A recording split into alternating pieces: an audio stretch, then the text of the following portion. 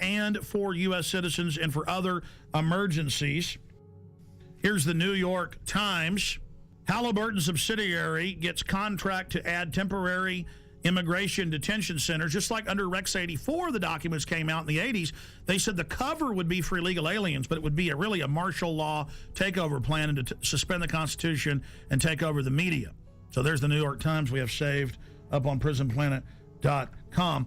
Also, George Bush reopened all the Japanese and German prisoner of war camps in the U.S. and put water in, light in, and then just have them set up and ready.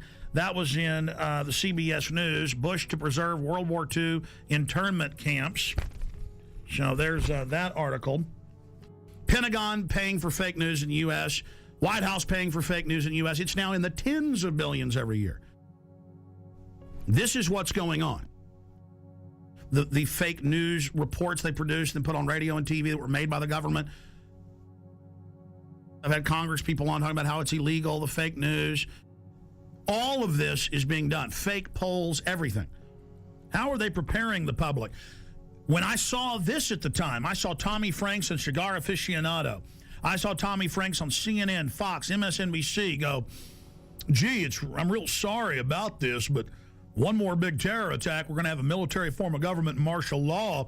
I'm real sad about that, but that's what the American people are going to demand.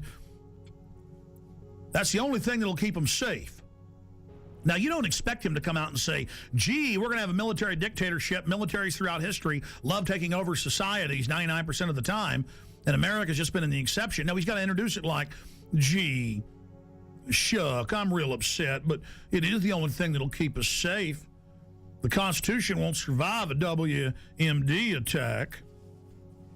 And I said at the time, I said, he is part of the Pentagon's billions in fake news. That's illegal. The General Accounting Office has already ruled that they're paying off reporters and people to go on TV. I said, I bet my bottom dollar Franks is being paid off. Now they're rolling them out in the news. The camps will be for you when you're starving during the collapse of society, which is what the IMF and World Bank have done to countless third world countries, and their own documents say they want to do it here. That to fully bankrupt you so they can consolidate everything with the tens of trillions of fiat currency they're holding and hoarding of taxpayer money. And then once the riots start, which they're trying to push, they have Zbigniew Brzezinski on MSNBC, we played that the other day, saying, I'm really worried about these bankers. They're going to cause riots nationwide. Millions and millions of unemployed. People really facing dire straits. And we're going to be having that for some period of time before things hopefully improve. And at the same time, there is this public awareness of this extraordinary wealth that was transferred to a few individuals. And you sort of say to yourself, what's going to happen in this society when these people are without jobs, when their families hurt, when they lose their homes, and so forth? As if he isn't one of the engineers of it. See, they know they've got revolution on their hands. They know that we did our job warning the people and exposing what was happening and putting all this information out, and people found out it was true. Here it is. This is from my film, The Road to Tyranny. I have 18 hours of this. I have them training all over the country. I have them teaching police to arrest anybody with a get us out of the UN sticker. This is what's been going on. Here it is. You're damn right, because think about the Christians, okay? Do you accept Jesus Christ as your Lord and Savior? No. What did they do? They took your head off. They beheaded you if you didn't accept Jesus Christ as your Lord and Savior. See, this is reality. Yeah, they're terrorists, but the bottom line is to them, they are not. When people are passionate about what they believe in, they become a very difficult enemy to beat. Who was the first terrorist organization in the United States? Who? Founding Fathers. You mean Thomas Jefferson? Look at this guy. He's talking about the founding fathers and people that are committed. He's talking about constitutional terrorists. Before that, the cops are so conditioned. They say, who are the terrorists? Who are the first terrorists? The founding fathers. They all know. They all say founding fathers. They've already been taught this many times. He says that's a very difficult enemy to beat. No, you are the enemy when you become an enemy of the Bill of Rights and Constitution and let foreign bankers take us over. Play it again. The guys who we call our founding fathers, George Washington, Mr. Honest, who cut down the cherry tree and admitted it, is the same guy who signed death orders, if you will, on members of the British government, the British Crown, who they wanted to eliminate because politically they had influence in certain pockets of the United States, at that time the 13 colonies, and they wanted to divide and conquer. They may get a whole lot of civilians, and hey, I'm going to be honest with you, okay? If they killed 10,000 civilians tomorrow with a biological agent, that's too bad for them. You see, it was all about Bush was going to do this. No, Bush was a puppet. Just like Nixon and Carter and Reagan and Bush and Clinton and Bush and Obama, they're just puppets, and we always obsess over them, and the media acts like they're running something. It's the executive power held by the National Security Council.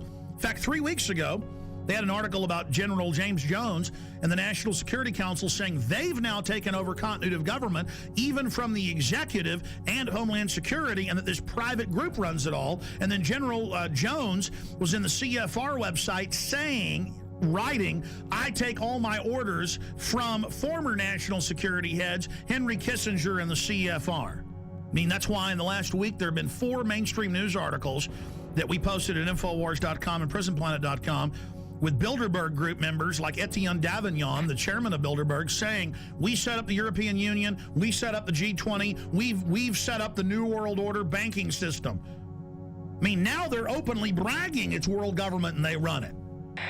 But it is the awareness itself that will drive the change. And one of the ways it will drive the change is through global governance and global agreements.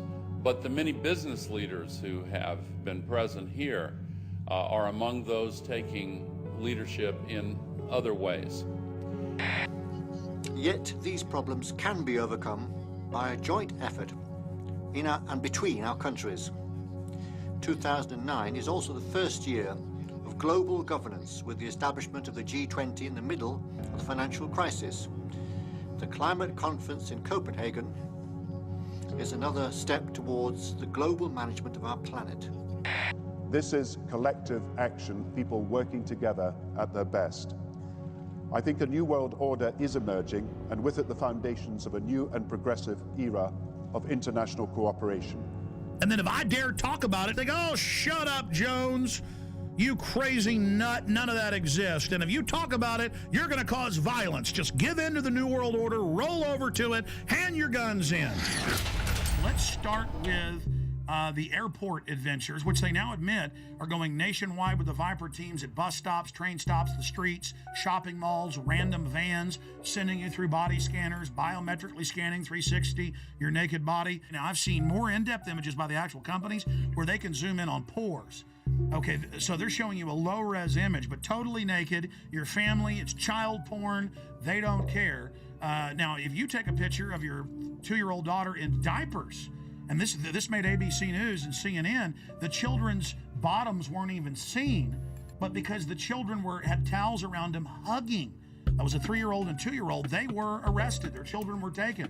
So that's things that aren't bad are called bad. But then the government recording your naked wife, you, your children, and now they're going in at all major airports, 214, and there people in Houston are being forced through them, but people are refusing and saying, no, you perverts, you're not going to do that. So Aaron Dykes and Rob Dew, back from 6 days of adventure with the police state in Canada and the U.S., tell us what happened. Well, I got hit up first. This was in D.C. flying to Detroit. Because you got long hair. You get pulled out every time. Some kind of Al Qaeda. But Aaron was already through security, and I walked through, and they go, oh, sir, can you step in here? And I said, so what's that? And they said, oh, this is our RFID scanner. And I said, no, I'm not going in there. And what do you mean? And I said, I'm not going in there. I said, I don't agree with that. And they said, oh, well, it's voluntary. I said, well, good, I'm not doing it. Yeah, but that's like SeaWorld made you thumbprint at first. It was voluntary. Now it's mandatory. It's like dog training. Passengers describe a terror attack and the arrest of a suspect who tried to blow up a plane as it landed at Metro Airport. We heard a loud pop, then a bit of a smoke. Sounded first like a balloon being popped. All of a sudden, heard some screams, and flight attendants ran up and down the aisles, and everything's crazy. People are screaming. There's fire on the plane. So there was a lady shouting back, and she was saying, things like, what are you doing? What are you doing? And at that moment, I was sure I was going to die. And we're learning tonight more about the suspect. Let's get to Fox News' Andrea Isom. She begins our team coverage. She is live at Metropolitan Airport. Andrea? As the hours go on, you are right. We are learning more about the suspect, and quite